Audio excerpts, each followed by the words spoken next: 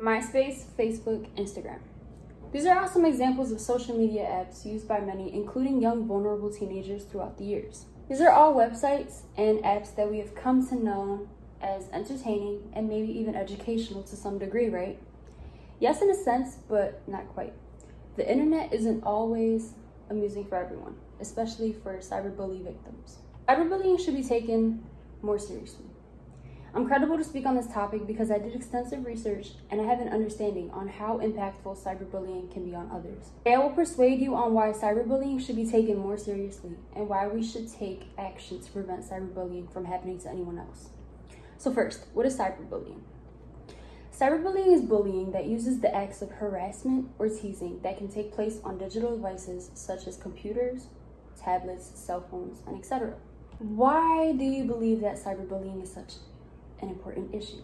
Well, cyberbullying is such an important issue because many fail to realize that it can cause short-term and long-term damage to victims. According to enough.org, about 47%, which is almost half of the youth, they admitted to receiving intimidating, threatening, or very unpleasant messages online. About 59% of teens from the US alone have been bullied or harassed online. Most youth experience cyberbullying through a famous social media app known as Instagram, more than any other platform at 42%. A close second was Facebook, ranked at 37%. And lastly was Snapchat, it was ranked at 31%. I'm not telling you this. I just want you as an audience to get an idea at how massive these percentages are.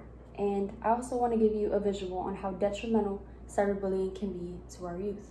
To do that, I need to take you back quite a few years, probably 2006. So 2006, it was the first year of cyberbullying and a case had surfaced. 13-year-old American Megan Meyer, just barely reaching her teen years, was the first victim of cyberbullying. Megan was already a victim of bullying at her school and she suffered from depression. Things only began to get worse for her because on top of the bullying at school, she also got cyberbullied at home.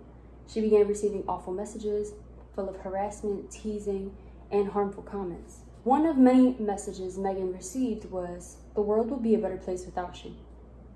Megan continuously received these messages from what appeared to be a 16-year-old boy under the account as Josh Evans. One day, Megan's sister Tina calls to check in on her, and her sister's crying from over the phone because of the messages that she's received from Josh and a few other girls. So the mother later finds out about the messages and reprimands her for being on the computer without a parent present. Megan became more upset because she thought her mother would be more understanding and realized that her daughter was now a victim of cyberbullying. Sadly, Megan had reached her limit and decided enough was enough. Megan took her own life. Her mother found her upstairs in a wardrobe with a belt around her neck. Megan's mother had yelled so loud that their father could hear. He came rushing into the room to cut her down. They rushed her to the hospital to try and save her, but unfortunately, Megan did not make it. She passed away in the hospital the next day. Investigators later discovered that the account under the 16-year-old Josh Evans was fraud. The imposter behind the fake MySpace account that drove Megan to the edge was their next-door neighbor, 49-year-old housewife Lori Drew, her 13-year-old daughter Sarah, and a business employee of Drew's as well. According to the website of independent.co.uk, Lori Drew was on trial for 1 count of conspiracy and 3 counts of computer fraud. Each count carried a maximum of 5 years. Further in my research, it came to my surprise that this case was dismissed. Lori Drew had not served any time in prison or paid any bail, and for her business employee, Ashley Groves, she was offered immunity as long as she testified against Drew. Here I see cases like this all of the time, and most of the time the offenders are let off with a warning or are not sentenced. Meanwhile, the parents of children like Megan Meyer have to live the rest of their lives dealing with such tragedies. According to the website of envy.org, suicide remains one of the leading causes of death of children under 14, and in most cases, these children die from hanging. Although Megan Meyer was the first teen to have committed suicide to cyberbullying. Unfortunately, she was not the last.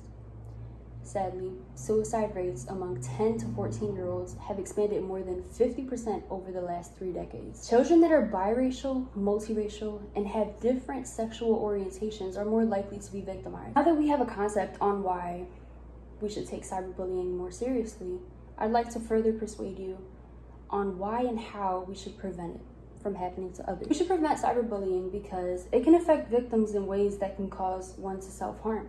Some examples may include cutting, burning their skin, punching, hitting, punishing themselves, poisoning themselves, using alcohol, drugs, starving themselves, and exercising excessively. We should prevent cyberbullying because it can also deteriorate a victim's mental health.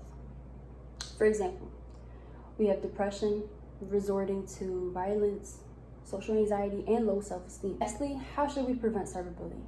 There are a few ways we can prevent cyberbullying, and many may say or even agree, just keep your children off of their devices and the problem will be solved, right? Wrong. According to the actyouth.net, about 88% of high school kids have access to the internet at home, and about 90% of American teens own smartphones. So let's say you take the child's devices away, right? What happens now? Well, for one, the child has no way to get in contact with a parent, whether they're in trouble.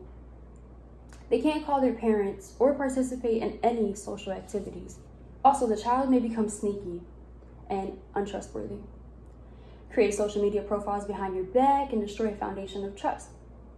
According to the website of accreditedschoolsonline.org, the best ways to prevent cyberbullying may include the following. Use strong privacy settings. Don't accept friend requests from people you don't know. Never give out your password to anyone. Block, ignore bullies. Collect evidence. Do not comment or share any abusive posts. And explore new options. Turn off your comments. And even turn off your tag settings. We discussed why cyberbullying should be taken more seriously and why and how we can prevent it from happening to anyone else. The internet can be a fun and safe place for everyone, as long as we get along and we learn to respect each other. Let's get rid of cyberbullying once and for all. If you or someone you know is or has been a victim of cyberbullying, please use the Stop Bullying Now hotline at 1-800-273-8255. Thank you.